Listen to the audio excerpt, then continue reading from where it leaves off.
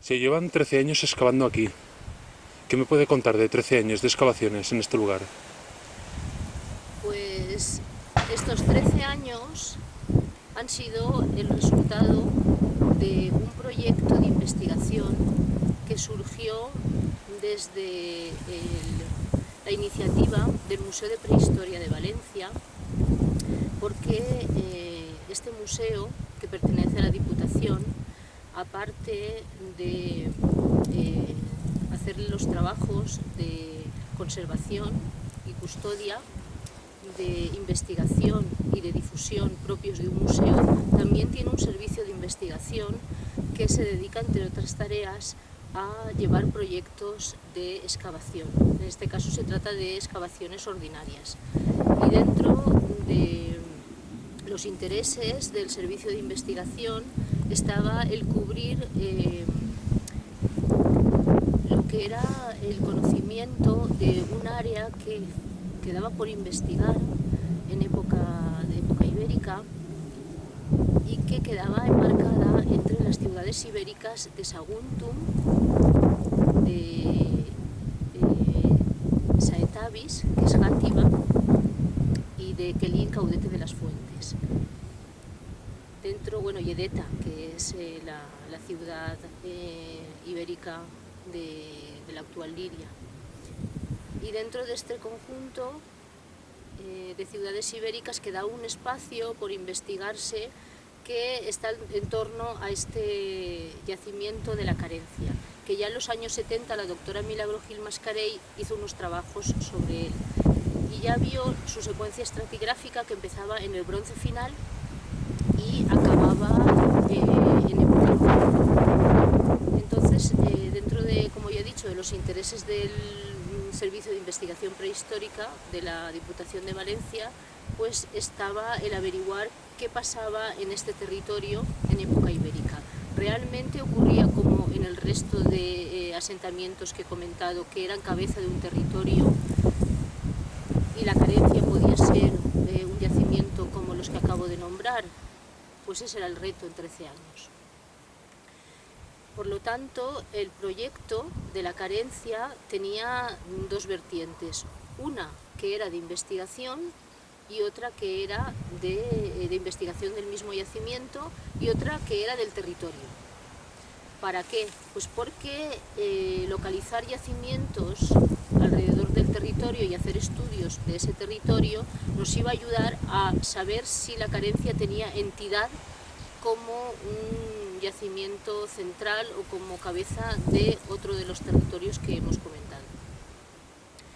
Y después las excavaciones en el mismo yacimiento y las investigaciones en él pues nos tenían que acabar de ratificar esta entidad. Y así empezó el proyecto en el año 2001,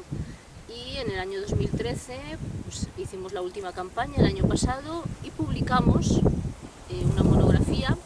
en trabajos varios del Museo de Prehistoria, el número 116, donde se resume todo el trabajo de estos 13 años. ¿Qué conclusiones podemos decir de ese trabajo? Pues estudiando el yacimiento, que tengo que decir que solamente hemos podido trabajar en la propiedad municipal, la propiedad privada, que ocupa casi todo el interior del yacimiento, pues no nos ha permitido hacer sondeos. Por lo tanto, nuestras conclusiones se ciñen a la zona donde hemos podido trabajar y a los trabajos de Milagro Gil Mascarell, que he comentado, de los años 70, que ella sí que pudo hacer unos sondeos en el interior. Entonces, todo este conjunto es el que nos ha permitido ver y darnos cuenta que si ya sabíamos de esa secuencia estratigráfica, la hemos ampliado porque hemos visto que la cronología es mucho mayor, y aparte de lo que Milagro ya vio en su momento, y es que había un recinto fortificado pequeño en la cima de la montaña, lo que ella llamó Acrópolis, pues ahora nosotros con nuestras investigaciones hemos visto que había otros dos recintos amurallados que convertían a este yacimiento en un yacimiento ibérico amurallado de unas dimensiones de 7,6 hectáreas, es decir, de los a nivel de murallas, el único que tiene 3 murallas.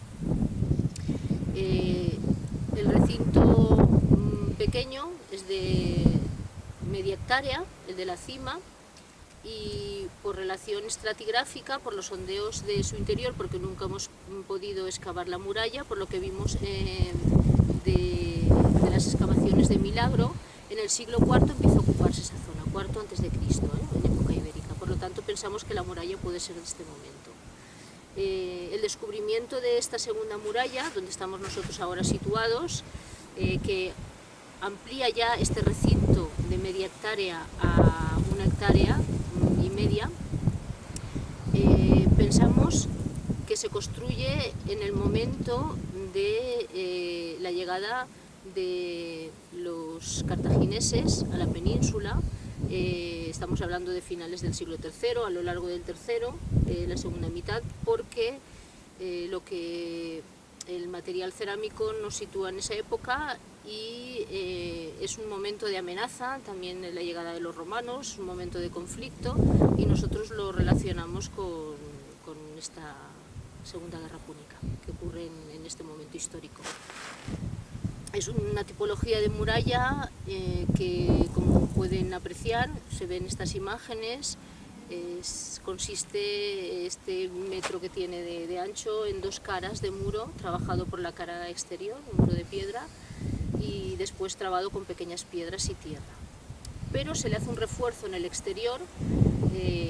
a la manera del emplectón helenístico, por lo tanto cuadra con este momento, esta técnica, y después tiene unas torres defensivas que van reforzando todo este entramado de muralla.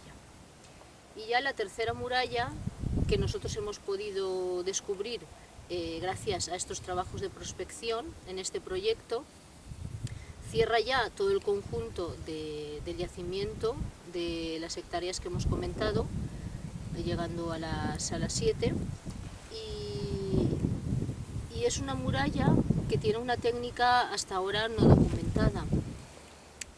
La explicaremos con más detalle cuando filmemos en la parte inferior, pero adelanto que alterna tramos, tiene un zócalo de piedra, pero alterna tramos de tierra con tramos de piedra, vertical. En el libro hemos hecho una reconstrucción donde se puede apreciar este tipo de técnica. Y lo más interesante es que, aunque el yacimiento sabemos por la cerámica en superficie que toda esta gran extensión que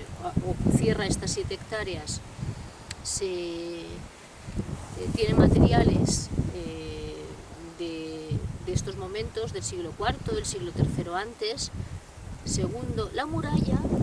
la hemos datado en época sertoriana, en el momento que se producen las guerras sertorianas aquí en esta zona, en la península y bueno, en esta zona del Levante. Es el momento en que Valentia también sufre la batalla sertoriana, en la que es destruida la ciudad, y pensamos que la carencia también es destruida porque a partir de ese momento el yacimiento ya no ocupa toda esta extensión que hemos comentado, sino que se reduce a la parte alta, y tan solo allí continúa habiendo una ocupación de la carencia, pero es una ocupación que hemos deducido que ya que perdura, lo sabemos por la numismática, por una caja que hemos encontrado de metal de un sello militar, pensamos que perdura hasta mediados del siglo V por lo menos, y se mantendría como una especie de guarnición, es decir, un lugar de control, de territorio, tal vez de recaudación, siempre dependiendo de la colonia que es Valentia, que es la ciudad más próxima y el único yacimiento que es colonia, porque Saguntum es municipio. Por lo tanto, este es un poco el resumen que podemos hacer de estos años de la carencia. En la monografía pues se hacen diferentes estudios del yacimiento y también del territorio, porque el territorio y su estudio es el que nos ha confirmado estos 70 yacimientos, bueno, 72 yacimientos que hemos localizado de diferentes periodos, tanto del bronce hasta época romana, incluso algunos islámicos y modernos. Nos dan información en época ibérica, sobre todo, de la gran ocupación que hay alrededor de la carencia, siempre pequeños yacimientos dependiendo de este gran enclave. Hemos podido hacer un estudio por épocas y sobre todo nosotros nos hemos esforzado más en trabajar la época de la romanización. Nos interesaba mucho este momento, hemos visto la evolución, hemos visto pues, que hay muchos yacimientos ocupando laderas y partes bajas en este momento. Y en cuanto a las villas romanas, cerca del Magro hemos visto que hay un conjunto de villas y esto es lo que nos ha dado pie a continuar nuestro proyecto ya en el territorio, no en el Oppidum, es decir, porque la Carencia, al encontrar esta fortificación con 3 murallas, bueno, para los romanos ellos definían, como vemos en las fuentes clásicas, un Oppidum como un lugar fortificado. Un asentamiento con 3 murallas es un Oppidum de gran entidad. Entonces,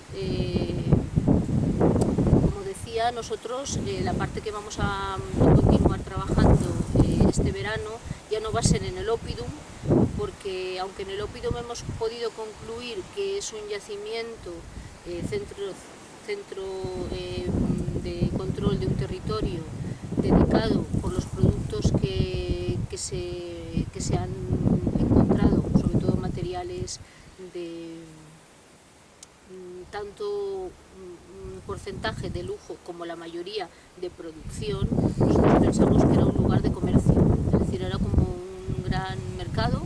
donde tanto traían productos del exterior